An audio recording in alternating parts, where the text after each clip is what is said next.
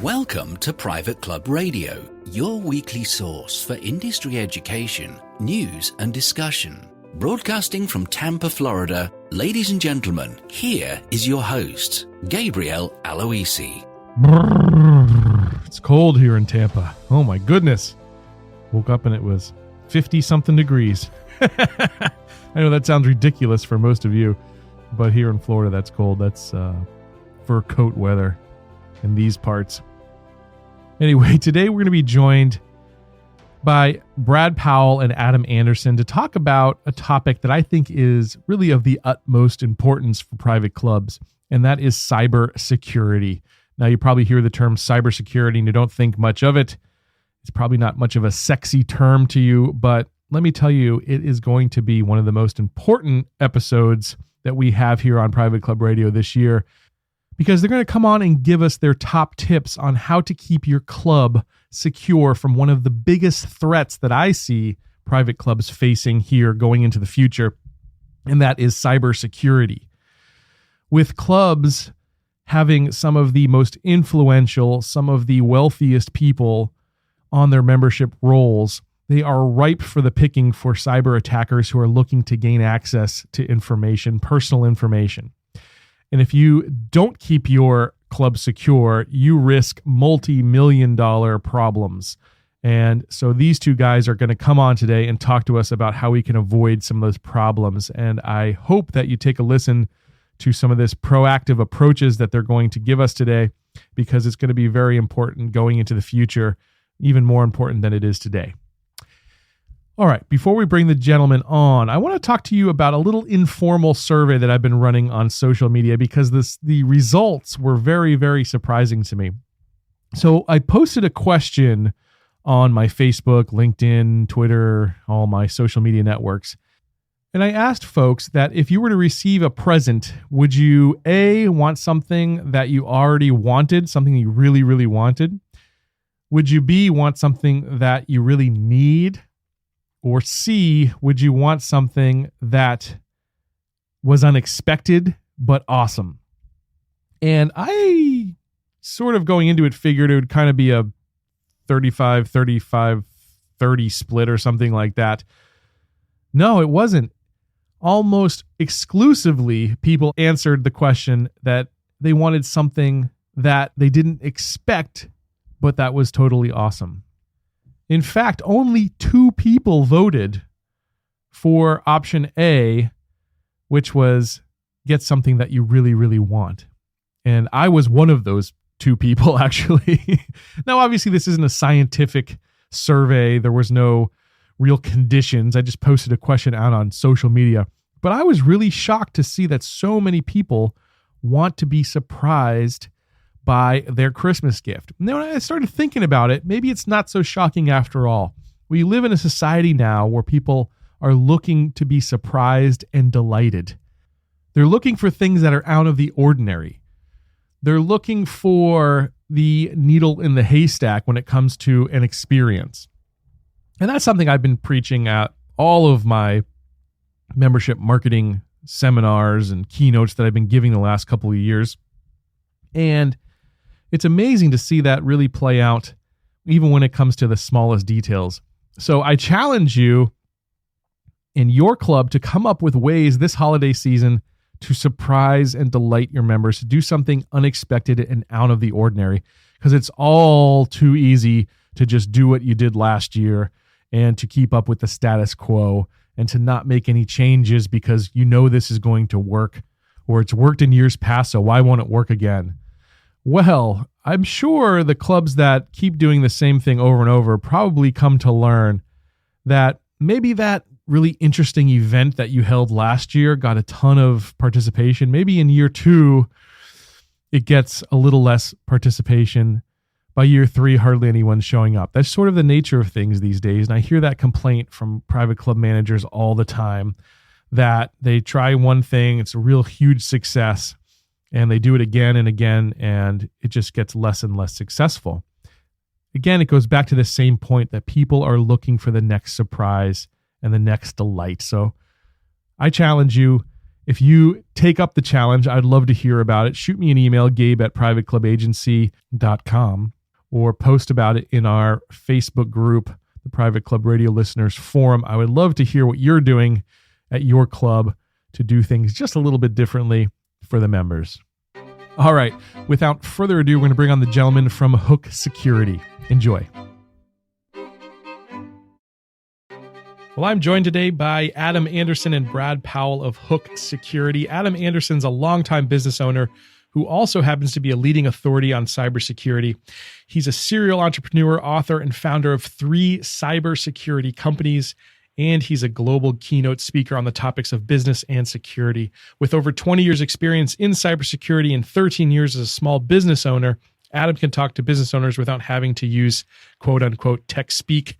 Brad Powell has a deep roots in the golf community and has launched and ran successful marketing companies, empowering clubs through Internet of Things, IoT, as well as aiding them to revamp their branding to be more appealing to the next generation of members. Now, Adam and Brad are working together to help us plug the number one security hole facing the golf club community, phishing attacks that employees click on the inside of their emails. I've actually had a few clients recently talk to me that this has happened at their club. And when Brad and Adam reached out, I thought this would be a great topic to have on Private Club Radio. So guys, welcome to Private Club Radio. Thanks for coming on the show. Hey, thanks, Gabe. Thanks, Gabe. Glad to be here. Yeah, it's great to have you.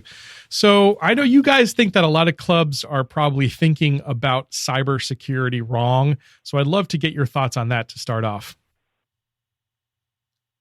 Yeah, sure. So the number one thing that we bump into is when a club is thinking about cybersecurity, often the brain goes to what product or technology do I have to put in place to actually keep myself safe? And the reason why this thinking is wrong is because you can't outspend or outdefend the hackers who are going to be attacking you. And it turns out these clubs and these organizations spend a whole lot of money building these cybersecurity fortresses only to have their employees invite the bad guys in. So if they just hemorrhage cash, they buy the illusion of security and then still put their members at risk. Golf clubs in particular are probably more susceptible than most businesses to attack by the sheer fact of the types of people that are at these clubs. I'd love for you to talk a little bit about that if you could, Adam.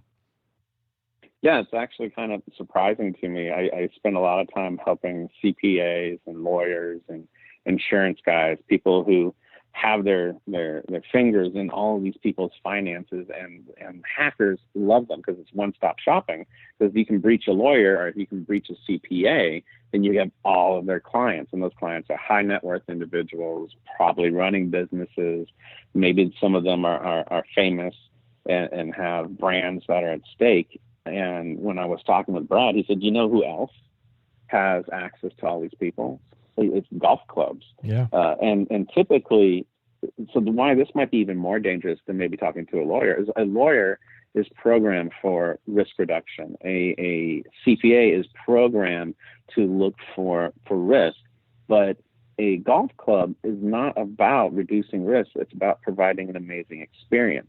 And so typically our defenses are down when we're in that kind of environment. And so this is actually, and I found this kind of a shock, a golf club is at a higher risk of being breached just for the simple fact that it is not a risk-based business. It is an experience-based business that is surrounded with high net worth and high brand people. Yeah. I mean, you've got in every club around the world, you've got, some of the top businessmen, you've got some of the entertainers and celebrities that are members of these clubs or that at least frequent these clubs quite a bit, and it's a huge black hole.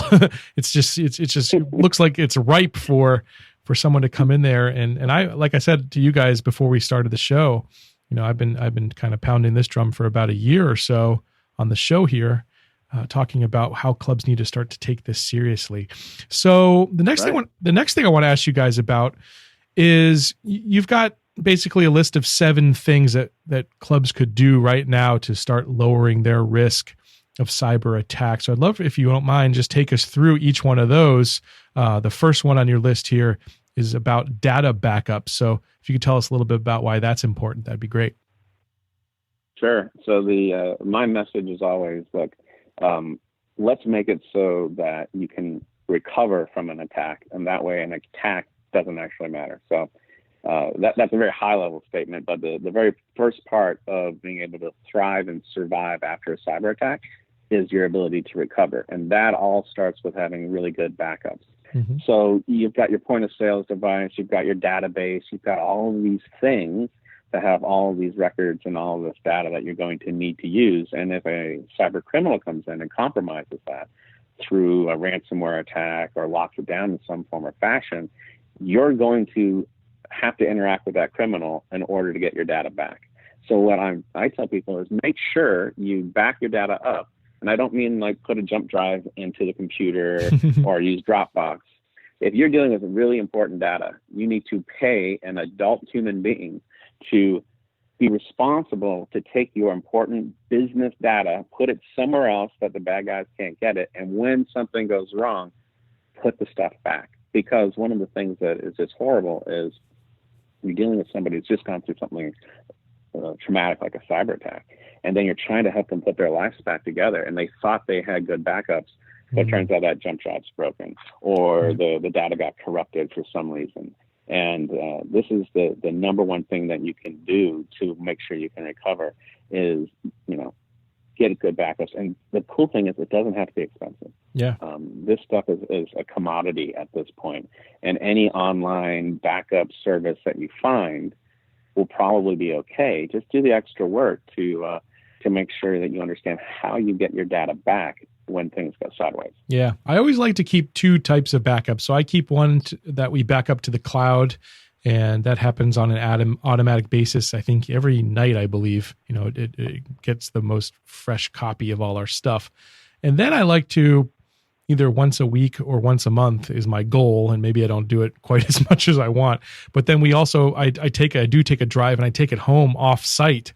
So I've got like a hard copy that I keep in my house in a safe.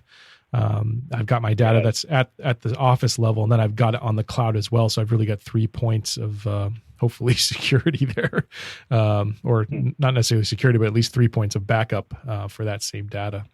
Any particular services that you'd recommend for some of the online stuff?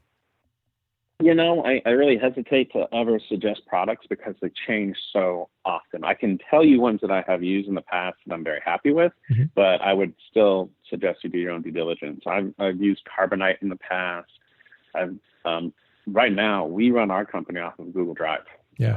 It just is very easy for us to use it that way. But if your company or your service offering is more complex, where it's not just files, and you have a proprietary database or some kind of application, you're going to need to do something more. You're going to have to engage with somebody. But honestly, most of us are working with a third-party vendor who's providing IT services. They're going to have a whole lot of really good suggestions for you.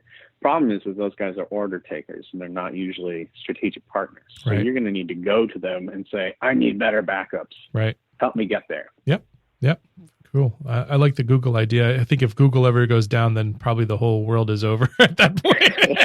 That's right. All right. Well, number 2 on your list of the 7 things that you can do right now at a club to lower your risk is to have a cybersecurity insurance policy. This is actually something pretty new to me, so I'd love for you to explain what that's all about. Right. It sounds expensive, though, right? Sure. Here's the thing. I probably was in the same boat that most of your listeners are in, is that when I hear cybersecurity insurance policy, number one, I think pricey. Number two, I think I probably don't need it because I have insurance already. Well, it was a surprise to me, 3 years ago when I started looking at this, that most errors and omission, most out-of-the-box insurance policies don't cover cyber. But it is super affordable. So again, we don't sell it, so I'm not going to make any suggestions. But if you go to your insurance broker and say, I need cybersecurity insurance, they're going to be really happy to give it to you. But let me give you a couple questions to ask them. The first one is, I don't just want money. Giving me $1 million when something goes wrong is useless. if I don't know how to put my life back together. So Right. these insurance policies come with something called a disaster recovery team, and that's made up of a cybersecurity lawyer, the cybersecurity PR person, a forensic investigator to help figure out what went wrong, and then a system administrator who helps take those really good backups that you have and put everything back together again. So Nice. the insurance policy covers the damages, provides a team to put you back together again, a legal team to help make sure that you reduce your liability, and a PR person to help educate your customers and your vendors about what went wrong. And to me, I'm like, yes. Yeah. Sounds like a no-brainer almost. So it's just basically a rider you can add on. That's exactly right. I love it. I love it. All right. Let's talk about number 3, patch your computers. What's that all about? Well, I would love for it to be more complex, right? I really want this stuff to be hard because I feel like I could then charge a lot of money, but Right. Unfortunately, it's not. There's this thing that happens on your computer that really annoys most of us. It's these things called automatic updates. Mm-hmm. And it's, hey, your computer's got the security patch. You're going to need to, reboot your machine. Or if you're using an iPhone like me, it's like, there's another security thing you have to download. Hey, I don't want that. I want to just do what I need to do. Right. Turns out that's Microsoft and Apple and Google and all these guys pushes down cybersecurity patches to plug up holes. And if you do that, you're like 99% safe from the online attacks, right? The stuff that we see in the movies where some computer program breaks into something. If you put those patches in there and automatically make that happen when they come out, you are 99% safe. But if you don't, you're in big trouble because Microsoft and Apple publish what they fixed before the patch comes out. And the hackers read that. Because what that does is say, here's all the backdoors and all the holes and all the software. So this is what we're fixing because IT people want to know what we're installing. And if you don't put the patches on, the hackers have come out with code and attacks the very next day that exploit those things. So it's kind of like a really good carrot and a really good stick. If you do automatic patching, you're already plugging up the holes that are out there because hackers don't love to make brand new things, only do when they have to. Yeah. And for those that actually do, they're following the roadmaps because, well, let me back up. There was this ransomware attack that hit like 70 different countries. I think it's called WannaCry. And it only affected Microsoft operating systems that were not patched. So 70 countries, 100 plus million computers got hit with ransomware. And it was just all you had to do to be safe would patch your machine. So that's why I say absolutely. Yeah. If you patch your machine, you have a good backup, saying you have a cybersecurity insurance policy, you can probably recover and resist the vast majority of the stuff that's out there. Wow. I love it.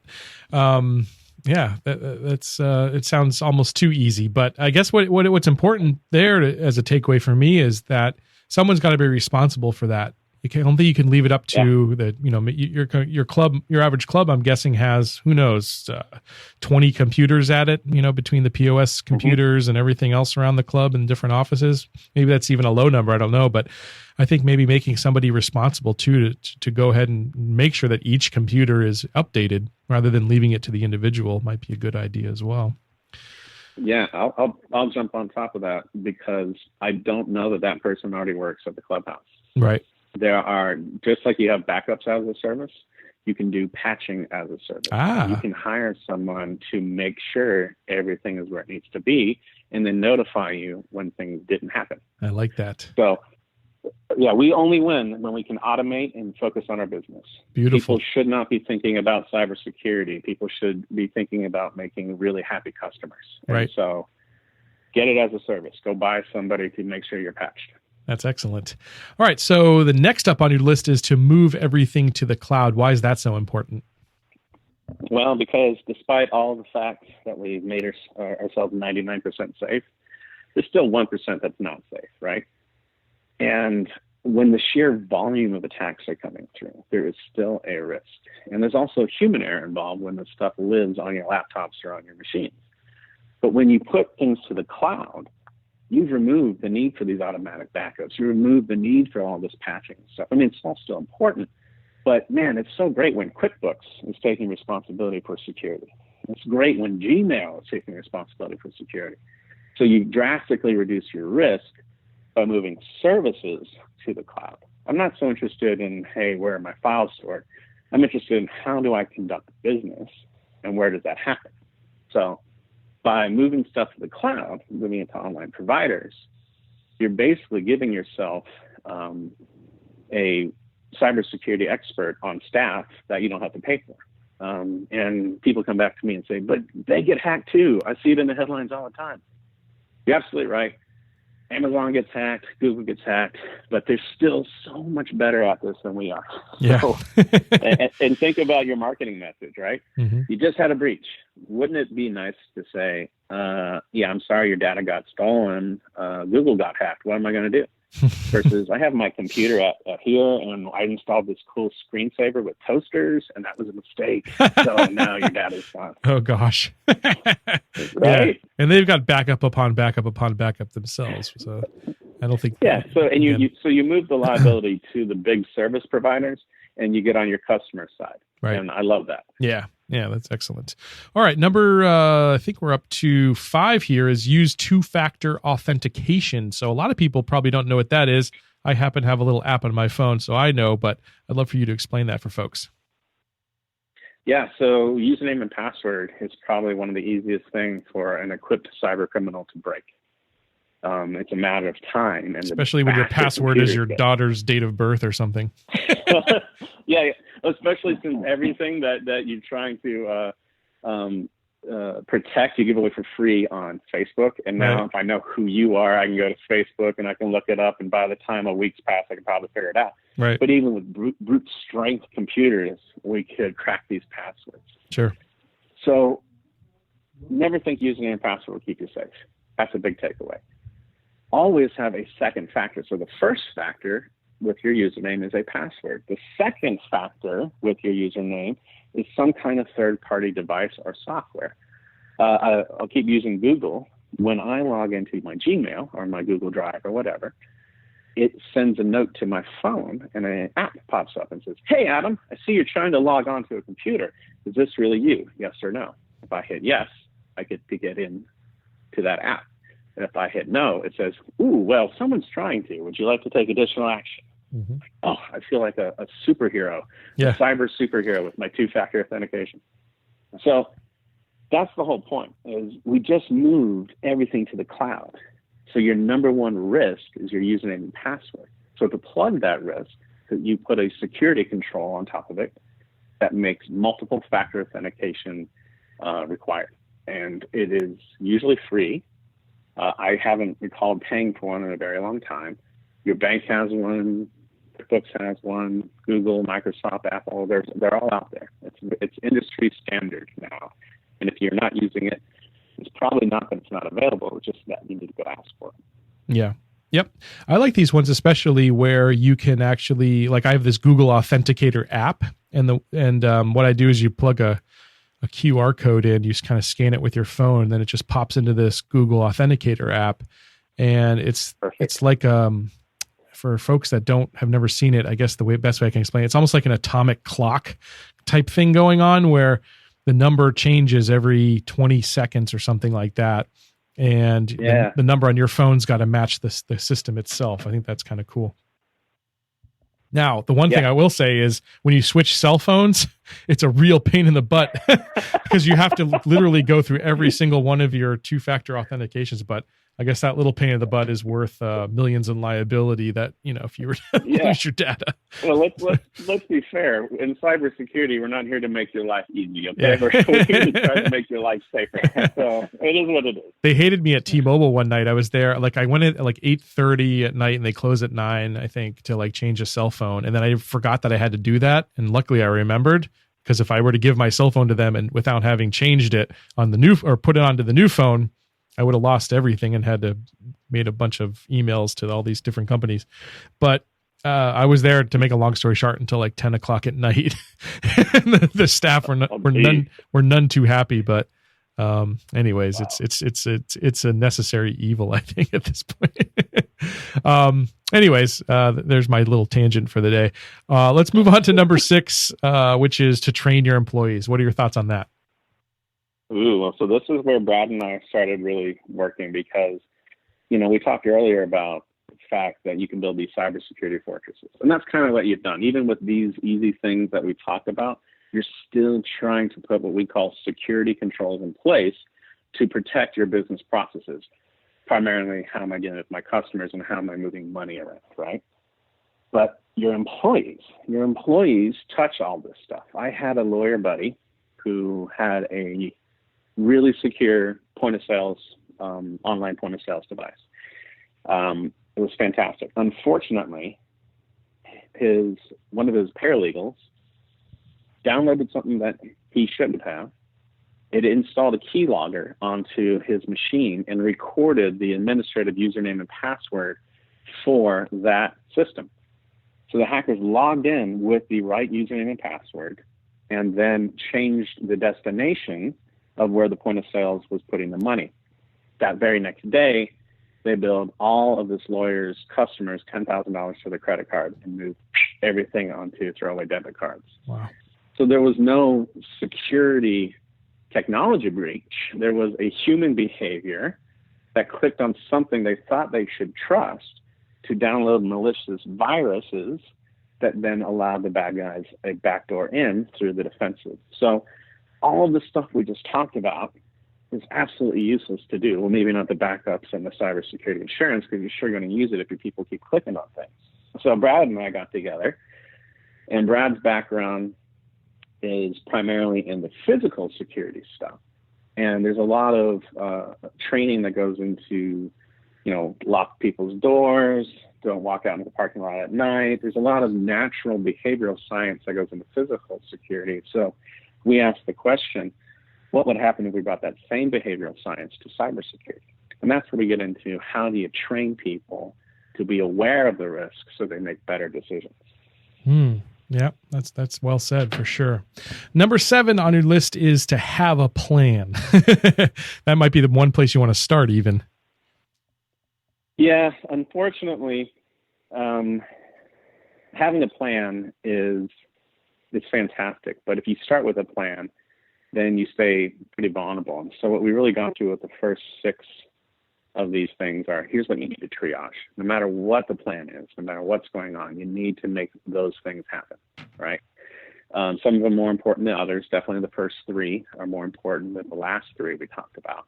But having a plan means, all right, I need to sit with a adult human being who is not like my sister's nephew's cousin's friend who once upon a time built his own computer, right? That's not the guy you want to talk to. Right.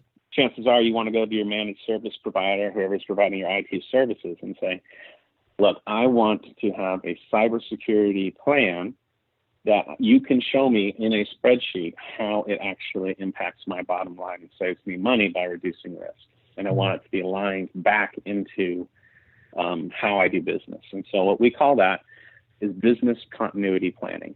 And it is a real pain in the butt. It's not the most fun thing in the whole world. And so here's the thing, with our kinds of companies, if it's not simple, you're not going to do it.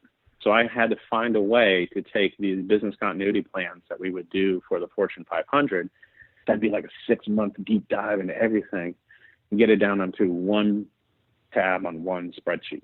And so the way this works is there are 6 core business systems, and each business system has a number of business processes. And if you fill out this spreadsheet we've created, and I've got a short video that tells you how to do it, you can get a real clear snapshot of what's going on in your company. And then we give you this heat map of risk that shows you what are the most important things that I need to go after and how to do triage. So yeah, I used to tell people to go hire somebody to help build a plan, but really all you need to do is download this spreadsheet that we created, fill out your own business continuity plan. It'll probably take about a day, maybe 2 days if you decide to get sad and have a beer in the middle of it. But you can do that. And then you bring that business continuity plan to your managed service provider, your IT guys, and say, here are my highest security risks. How are you going to reduce my risk? Mm-hmm. Yeah. That way you own it, right? Don't let the IT nerd own it. You're the business person, own your business risk. And cybersecurity and cybercrime is a business risk, not a technology risk. Yeah. Yeah, absolutely. So let's talk about Hook Security and how you guys help clubs out there. Sure. Brad, do you want to jump in and talk a little bit about that? Yeah, I'd love to. No, I'd love to. So we built our business around cyber behaviors. So we're solely focused on the behaviors of employees, or for the golf industry specific, golf clubs, the board, being tricked by cyber criminals through email and de-risking the club or company's liability if a breach does occur. So we do this really, Gabe, in three ways. We come to the table with the business or the club, and we create a company email policy that is reviewed by our in-house counsel. And what we do is we basically have a policy that is provided to the company, and it can be drafted however they would like, but we pretty much set the guidelines of, hey, here's the threats that are coming at your business. Here are the risks, and here's how we're going to try to mitigate those risks. And we basically put the entire company, the entire golf course, the board, all on the same page, protecting against these threats and understanding these threats. The second way we do this is we do on-demand training. So we send fake phishing emails to your board, to your employees for awareness training. So we might send, let's just say, a email that looks like it came from Facebook, and say someone clicks on the link in the email, there immediately pops up a 60-second viral video with micro learning telling you, hey, you just clicked on a link. This is a fake phishing email attack that is part of training. And here's what you need to be looking out for. Here's what you could have done to mitigate that risk. And we provide really quick micro learning videos that are similar to like a viral video. So it's so fun, cool. It's engagement, what we call edutainment. And then the third way we help is through reporting monthly data. So we take those behaviors and say, hey, based off all the employees in your company or on your board or at the golf course, Sally clicked on all three of the emails that we sent her, and here's how she clicked on them. Here's the browser she used. Here's the actual steps she took. And then we provide that to the leadership to provide the valuable feedback on, hey, we have some high-risk employees. We need to sit down with Sally or that high-risk employee and try to give her some feedback to trend some improvement and to have her be on the lookout for what's coming next. Wow. I love it. I love that, especially the one where when you click on the link, it shows you a video. That's perfect. Just out of curiosity, what is your all-time favorite phishing scam, or I guess internet scam? I always love the Nigerians. They've always got some interesting ones, but how about for you guys? What's your favorite? Brad, do you mind if I jump in and yeah, please. The most terrifying one? The one that just completely baffles my mind why it keeps working over and over again. Picture this. You are the controller of a company. You manage the money, right? You can do all the wire transfers. It's 4:00 on a Friday.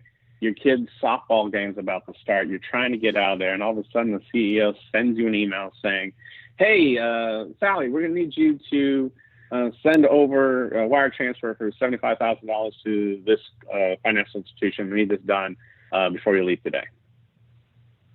The amount of people who actually do that is staggering to me, because the email didn't come from the CEO. Yeah. Like, let's pretend your company's name is ABC123, right? Mm-hmm. And so it comes from Doug at abc123.com.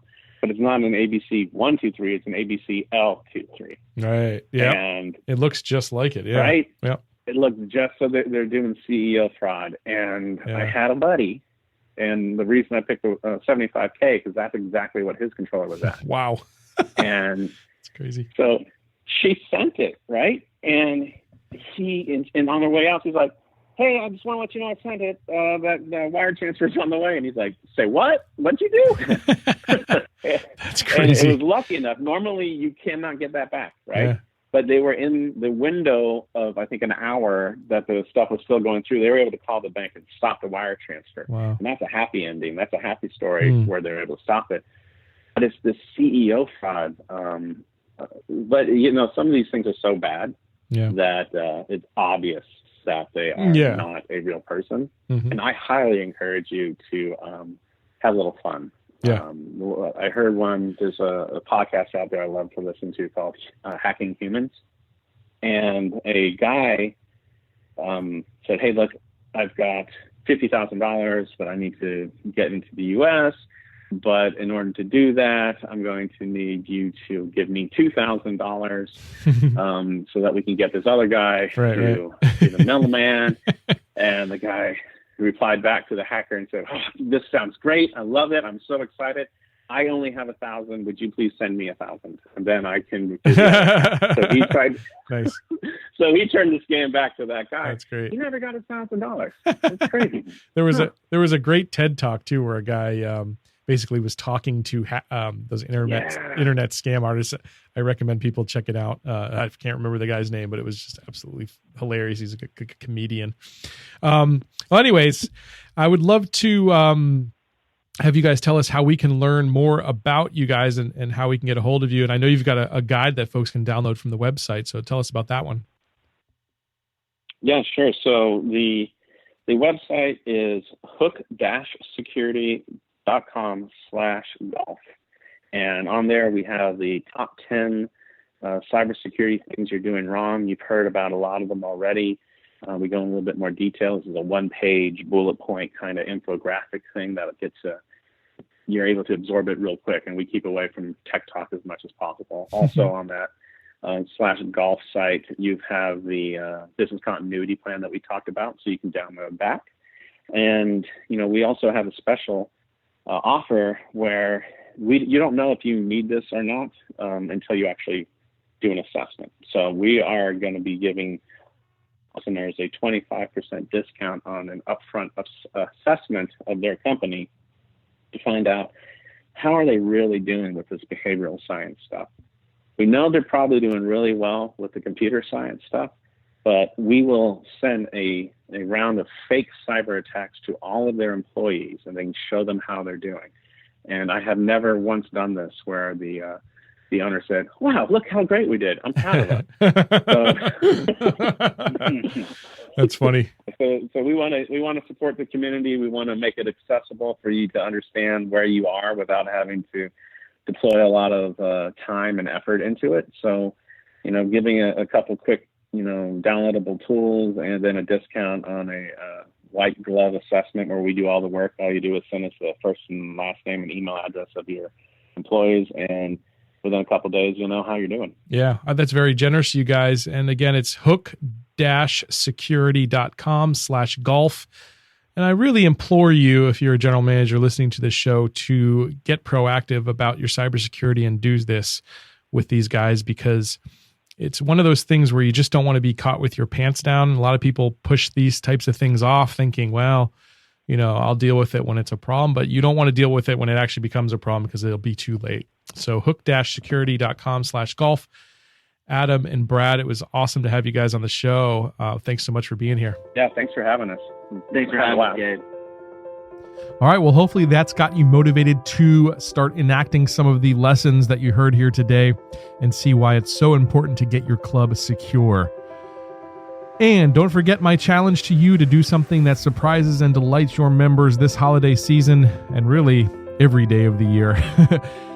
Do that and you're going to have a ton of happy members. I'll catch you back here next week. Until then, here's to your membership success. Private Club Radio is brought to you by Concert Golf Partners, helping to preserve and enhance private golf and country clubs. Concert Golf has the capital, expertise, and private club hospitality experience to help upscale private clubs achieving long-term success and membership growth. For 25 years, Concert Golf has allowed private club members to focus on simply enjoying their club. Visit concertgolfpartners.com to learn more about the recapitalization process.